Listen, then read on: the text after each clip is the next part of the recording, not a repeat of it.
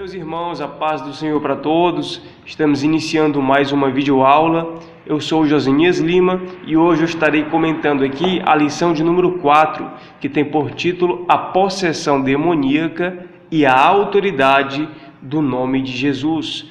Nós iremos hoje falar sobre a possessão demoníaca, como os demônios agem, se possessam as pessoas. Há também o conceito sobre legião de demônios.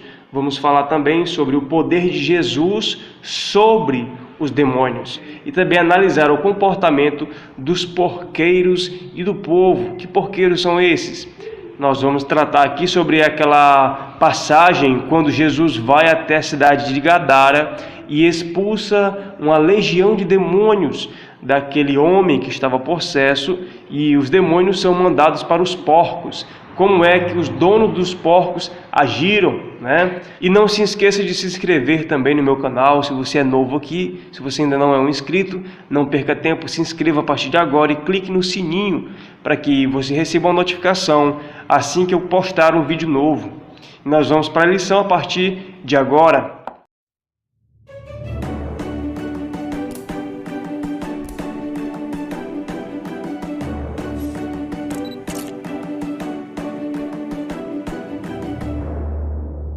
O texto áureo da nossa lição de hoje fala assim: e voltaram os 70 com alegria, dizendo: Senhor, pelo teu nome, até os demônios se nos sujeitam. Está escrito lá em Lucas, capítulo 10, no verso 17. E a verdade prática fala: o relato do endemoniado gadareno mostra a soberania absoluta de Jesus, o Cristo, sobre o diabo e seus demônios. Vamos ver agora o tópico de número 1, que tem por título A Possessão Maligna. Primeiro ponto do primeiro tópico fala sobre a harmonização nas Escrituras. No livro de Mateus nós vemos que ele relata 2 endemoniados. Poxa, por que é que está escrito em Mateus 2 endemoniados? E em Marcos e em Lucas não tem esses 2 endemoniados, tem apenas um endemoniado. Inclusive eu relatei sobre isso a alguém que me perguntou e eu respondi o seguinte: aqui trata apenas de um ponto de vista diferente. Imagine se você vai contar uma coisa que você viu para alguém e esta outra pessoa também que viu o mesmo fato que você, ela vai contar a mesma história para outra pessoa. Certamente, aquela pessoa que ouviu vai escutar 2 versões diferentes, a sua e da outra pessoa. E com certeza não vai ser a mesma versão. Sempre alguém vai falar ou dar ênfase mais a um assunto do que outro. E é isso que Mateus faz. É por isso que Mateus fala de 2 endemoniados gadarenos de uma forma resumida. Mas se você prestar atenção lá em Mateus 8, 28, ele vai falar, dar ênfase mais à autoridade de Jesus sobre os espíritos imundos. Já em Marcos e em Lucas, já não vai dar tanto ênfase à autoridade de Jesus, mas vai relatar como era a vida daquele gadareno, daquele que era mais bravo, né? Aquele que era mais feroz e violento. Ele também arrebentava sepulturas de defuntos mesmo, né? E ficava dentro dessas sepulturas. Ele vai dar mais ênfase ao gadareno, Marcos e Lucas, ao gadareno mais feroz e agressivo. Já Mateus não, Mateus, como eu falei, ele vai dar ênfase à autoridade de Jesus. Então são 2 pontos de vista diferentes. Não quer dizer que um esteja mentindo, mas porque os 2 contaram em versão diferente, em versões diferentes. Nós sabemos que Mateus andou com Jesus, então Mateus provavelmente viu, né? E já Marcos e Lucas não andaram com Jesus, mas Marcos relata no seu evangelho porque ele ouviu de Pedro. Já Lucas, ele vai relatar sobre o que ele ouviu de Paulo. Por isso que Marcos é considerado o evangelho petrino, porque ele ouviu de Pedro. E Lucas é considerado o evangelho paulino, porque ele ouviu de Paulo. Então vamos agora ao segundo ponto, que fala sobre a opressão. Os demônios aparecem como grandes agentes de Satanás, causadores de diversos males. Primeiro deles, uma força sobre-humana. Segundo, poder de adivinhar. E terceiro, eles dominam suas faculdades mentais. Nós sabemos que a força sobre-humana ela é aplicada a este gadareno. Se você vê em Marcos e Lucas, ele vai relatar que as pessoas prendiam este endemoniado com correntes, não é? Com grilhões, e ali ele espedaçava aquelas correntes. De tamanha força, era uma força sobre-humana, de tantos demônios que estavam ali compactados dentro daquele homem possesso. Então ele gerava uma força sobre-humana naquele homem. Por isso que ele quebrava as correntes, por isso que ele despedaçava os grilhões, né? Barra de ferro maciça. Então nós vamos ver que o poder de adivinhar também, o poder de adivinhar, sim, o poder de adivinhação também é algo causado por demônios. Nós vamos ver lá no livro de Atos, não é? Quando Paulo e Silas estão passando e tem uma jovem que ganha dinheiro e dá muitos lucros aos seus patrões, porque ela adivinhava certas coisas. Vamos supor que ela adivinhava jogos, não é? O resultado de jogos, enfim, é apenas um exemplo. Então ela adivinhava por causa dos demônios que davam este suposto poder a ela, não é? Nós vemos depois que quando Paulo e Silas estão passando e ela fica, olha, esses homens anunciam o caminho do Senhor, adivinhando o que eles estavam fazendo sem antes eles nem relatar. Então ela estava expondo o que eles realmente eram, anunciantes da palavra de Cristo.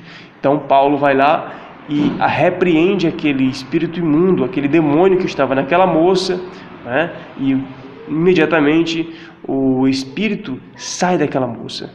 Ela deixa de ser possessa e ela passa a ser livre. Mas o grande problema é porque aqueles homens, aquelas pessoas que costumavam consultar o serviço daquela moça não gostaram, né? E acabaram depois prendendo Paulo e Silas, né? Açoitando eles em praça pública. Nós vamos ver também que os demônios, eles causam diversos problemas, diversas doenças espirituais, dominam as faculdades mentais das pessoas que estão possessas por eles. Por isso que Paulo vai dizer lá em 1 Tessalonicenses capítulo 5, verso 23, preserve o seu corpo, a sua alma. A alma é sua mente, as suas faculdades mentais, né? O centro das emoções. E preserve também o espírito, que é exatamente a espiritualidade que todos nós temos, essa disposição para adorar, né? E o terceiro ponto vai falar sobre um quadro estarrecedor. Nós vemos ali que ele era tão violento que nem grilhões e nem cadeias podiam prendê-lo. Nós vemos também que ele corria pelos montes e desertos e se feria com pedras que ele encontrava. Ele vivia também nos sepulcros, revelando a ação destruidora de Satanás. Veja só a ação destruidora que Satanás faz numa pessoa, não só nela, mas em todas aquelas pessoas que estão em derredor. Hoje em dia, muitas famílias, às vezes, têm pessoas que estão ali possessas por demônios e elas acabam não se autodestruindo o seu corpo, mas às vezes causando problemas, complicações até para a própria família, por seus pais, ou às vezes por seus filhos, ou às vezes por familiares mesmo, né? Vizinhos. São problemas que são causados por causa desta possessão maligna. O tópico de número 2 fala sobre a legião demoníaca. Primeiro ponto, uma legião. Jesus perguntou como o espírito imundo se chamava, ao que ele respondeu, legião é o meu nome. Veja só que às vezes algumas pessoas pensam que o nome do espírito imundo que ficava naquele homem se chamava legião. Não. O que os espíritos imundos quiseram dizer foi que nós somos uma legião, ou seja, eles disseram que era uma quantidade de legião. Legião é uma quantidade. Que quantidade é essa? 6.000, porque legião é uma contagem militar romana, que equivale de 2 a 6.000 soldados, altamente preparados, organizados e poderosos, né? Então, o que realmente, a quantidade de espíritos imundos que havia naquele pobre homem era de uma quantidade de até 6.000 demônios compactados em um homem só. Veja só, por isso que ele tinha aquela força sobre-humana de despedaçar grilhões, cadeias, barra de ferros maciça. Ele abriu sepulcros, né? Era realmente um desastre. Ninguém podia deter aquele homem, não é verdade? Nós vamos ver agora o segundo ponto, que fala sobre expulsar e não dialogar. Veja que Jesus fala sobre expulsar os demônios. Jesus dá ordem para que as pessoas expulsem os demônios. Não é conversar, não é ficar dialogando, não. É expulsar. É uma ordem clara e direta. Nós vamos ver lá em Mateus 10:8, quando ele fala que expulsai os demônios, porque muitas pessoas hoje em dia imaginam ou pensam de quando vão expulsar um demônio, elas têm que ficar dialogando, conversando. E não necessita disso, não precisa disso.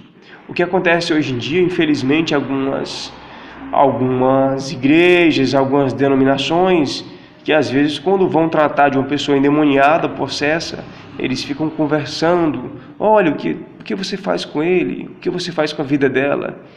Infelizmente isso é muito perigoso, porque se o diabo é o pai da mentira, pode ser o que a pessoa fale ali, pode ser que seja verdade e pode ser que seja mentira. Então, às vezes, eu mesmo já vi algo triste. Líderes religiosos conversando com pessoas supostamente endemoniados, não é? E ali eles perguntam: de onde você veio? E o demônio fica falando: eu vim de outra igreja, vim da igreja tal, estava com ele nessa igreja tal, e lá aconteceu isso e aquilo. E às vezes acaba envergonhando o evangelho, porque às vezes é mentira, às vezes aquele demônio está falando na boca da pessoa uma tremenda mentira, e ali ficam expondo aquela história, aquela pseudo-história, não é verdade? E por muitas vezes não é verdade. Por isso que não é correto dialogar com demônios, mas sim expulsá-los. De uma forma clara e direta: expulse em nome de Jesus, mande para o abismo e pronto.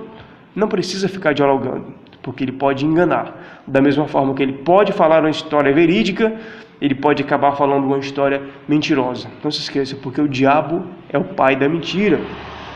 Vamos ao terceiro ponto, que fala sobre a presença de Jesus.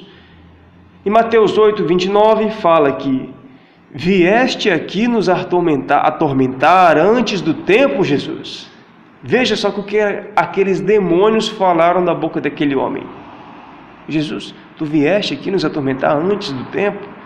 Isto mostra que a presença de Jesus incomoda o reino das trevas.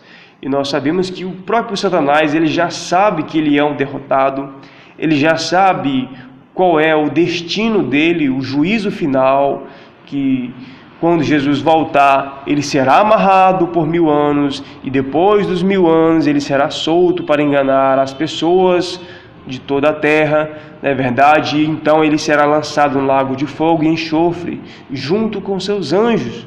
Ou seja, o diabo será aniquilado, não haverá mais o mal na terra. O reino de Deus, o reino dos céus, Jesus dominará todo o planeta Terra, todo. Não haverá mais morte, não haverá mais doença, não haverá mais nada, porque todo o mal terá sido aniquilado.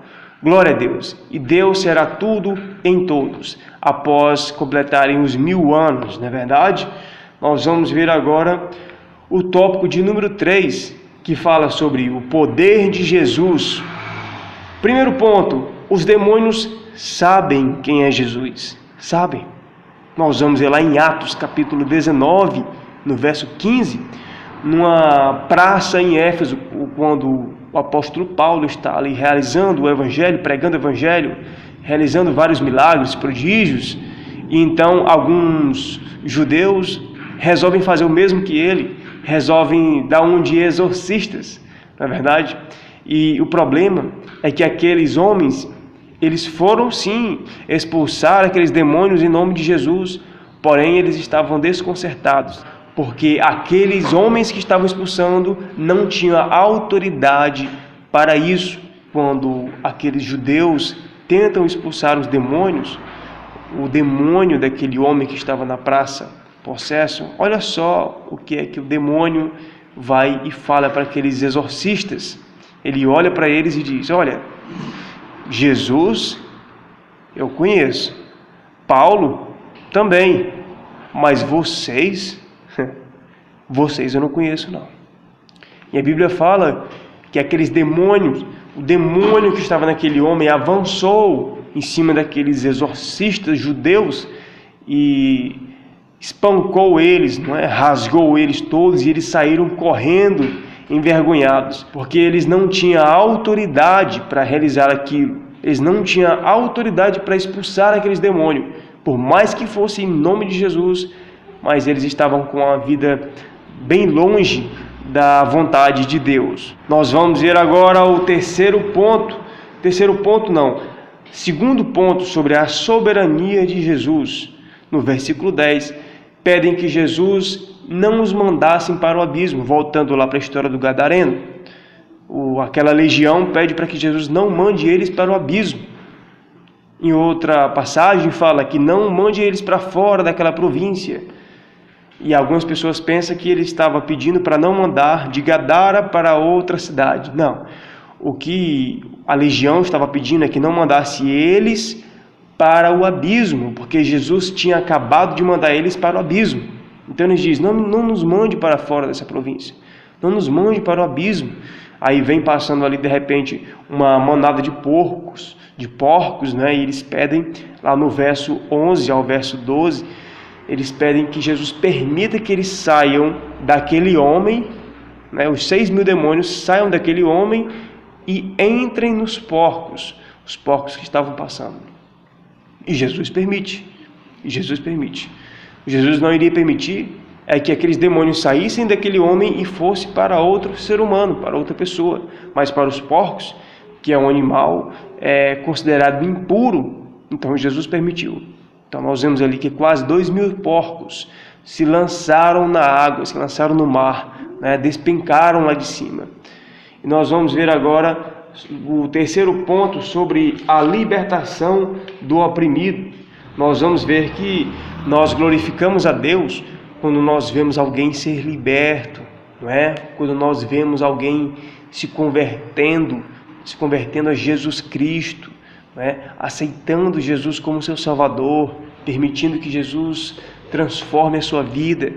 Agora o problema é que, assim como aquele endemoniado gadareno teve ali a sua liberdade, os espíritos saíram dele e foram para os porcos, e depois aparecem os donos dos porcos e não gostaram do que Jesus fez. Por quê? Porque eles perderam quase 2.000 porcos. Então sempre vai haver alguém que não vai gostar da mudança de vida que você tomou. Sempre vai ter alguém contra. Aconteceu isso comigo também. Quando eu me converti, existiu algumas pessoas que não gostaram da conversão, porque eu deixei de frequentar certos locais, eu deixei de praticar velhas práticas, e sempre teve alguém ali que não gostou. Houve pessoas, sim. Quando eu aceitei Jesus, minha família foi reconstruída, foi restituída. Teve outras pessoas também que não gostaram, porque viram o trabalhar de Deus na minha vida. Mas Deus é mais, meus irmãos? Jesus, Ele é maravilhoso, Ele sempre transforma e vai continuar transformando, da mesma forma que transformou minha vida, transformou a vida de muitas pessoas, milhares e milhões de pessoas, e vai transformar a sua vida também, e a vida dos seus familiares, e de todo aquele por quem você ora, Creia nessa palavra. Vamos agora ao quarto tópico, aliás, já o último tópico. Estamos encerrando agora, que vai falar sobre os porqueiros, os donos dos porcos, que eu acabei de falar agora. Primeiro ponto fala sobre o local do acontecimento. Aconteceu essa cena do endemoniado gadareno na província dos Gadarenos, que era exatamente na cidade de Gadara, que ficava a 8 quilômetros do lago de Genezaré. que também esse lago de Genezaré é conhecido como o Mar da Galileia. Por que que tem dois nomes? Porque ele fica bem na divisa de duas regiões. A primeira é a região da Galileia e a segunda região é Gadara. Então, por este lago ficar no meio, quem morava na Galileia dizia: esse aqui é o Mar da Galileia, é um lago da Galileia. Inclusive, essa questão de chamar o lago de mar é porque ele tem 20 quilômetros de extensão e 13 de largura. Por ele ser muito longo, né, muito grande, esse grande lago, quando o vento soprava do Oriente, formava ondas, né? Então era chamado também de praia, não só de lago, mas de praia. Quem morava em Galileia chamava este lago de Mar da Galileia, e quem morava em Genezaré chamava o lago de Genezaré. Por isso que você vai ver esse mesmo nome para o mesmo lago, né? Esses dois nomes para o mesmo lago, Lago de Genezaré e Mar da Galileia.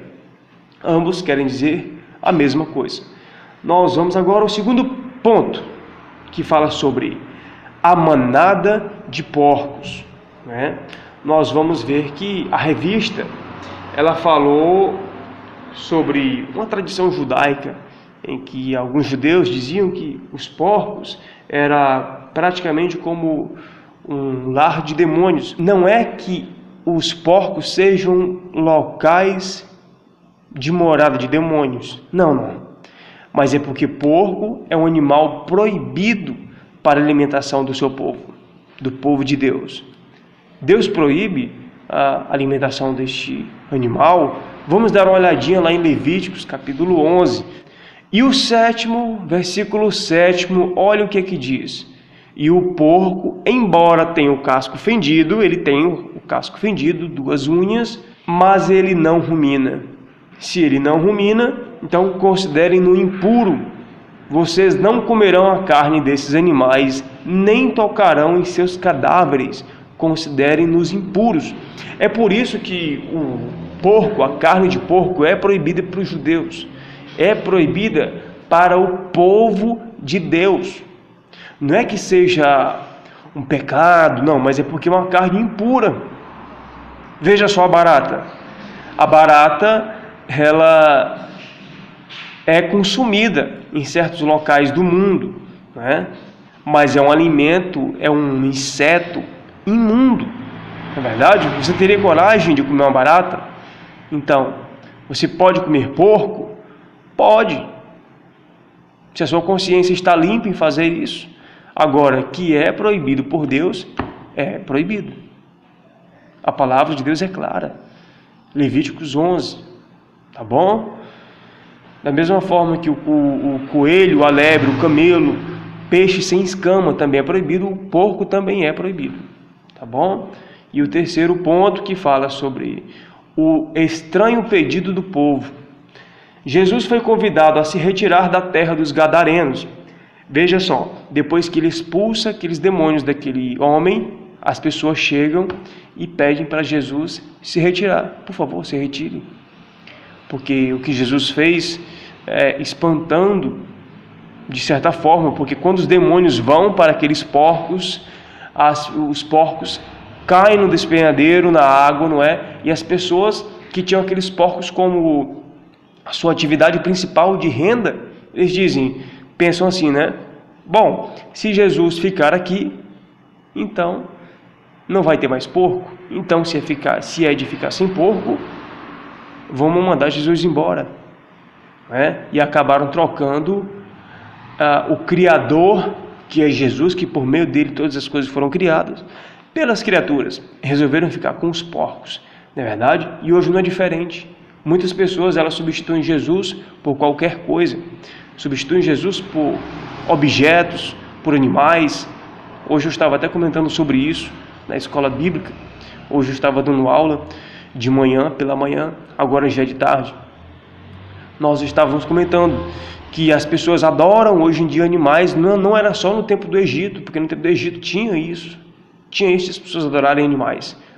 E hoje em dia ainda tem. Temos também os casos de pessoas que acabam adorando os bens físicos, não é? Moto, carro, casas, propriedades, terrenos, e acabam esquecendo de adorar a Deus, de reconhecer Jesus como seu Salvador, de dar honra e glória e louvor que Ele é digno de receber. Glória a Deus. E às vezes as pessoas acabam confundindo as coisas. Lembrei agora daquela parte também onde diz que o amor ao dinheiro é a raiz de todos os males. Eu estava citando também sobre isso hoje. Por quê? Porque o problema não é o dinheiro, mas sim o amor ao dinheiro. Você pode ser bem-sucedido? Pode. Você só não pode amar mais os seus bens do que a Deus, do que a Jesus. Não é verdade? Então hoje, irmãos, encerramos a aula por aqui, não é? Espero que tenha colaborado de alguma forma para o seu crescimento espiritual. E nós tivemos agora na lição de número 5, que vai ser o inimigo que precisa ser resistido. Não se esqueça, se você ainda não se inscreveu, se inscreva aqui embaixo a partir de agora. Clique também naquele sininho para que você receba novos vídeos semanalmente, o que eu estarei postando aqui no YouTube. Fique com Deus, Deus abençoe a cada um de vocês, em nome de Jesus. Tchau!